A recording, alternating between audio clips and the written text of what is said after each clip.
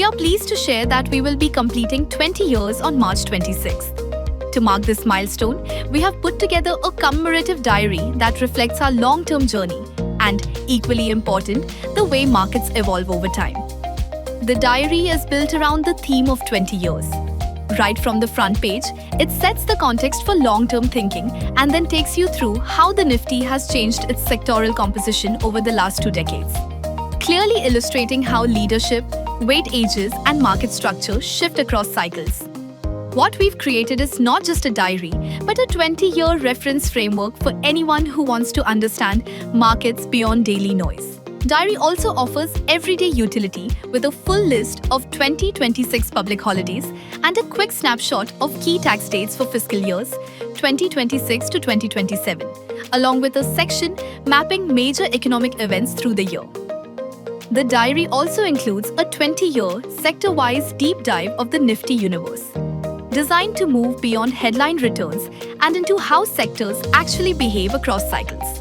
For each major sector, we've tracked price behavior over 20 years, valuation multiples such as PE and PB, and how they expand or contract across cycles. Return on equity, ROE, trends. Number of companies within each sector market capitalization changes on a year-on-year basis. This allows you to see not just where a sector went, but how it got there. A key insight that emerges is that every sector operates within its own performance framework. There is no single metric that works across sectors, and this is where surface-level comparisons often fall short.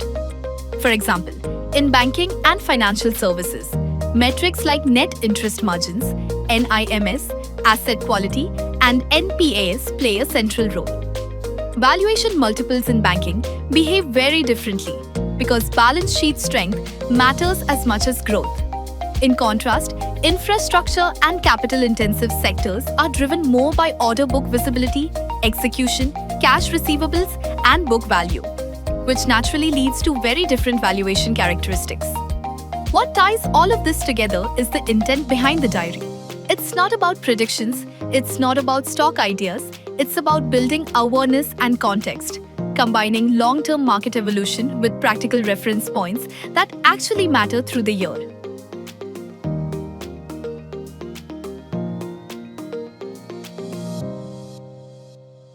Mutual fund investments are subject to market risks. Read all scheme-related documents carefully.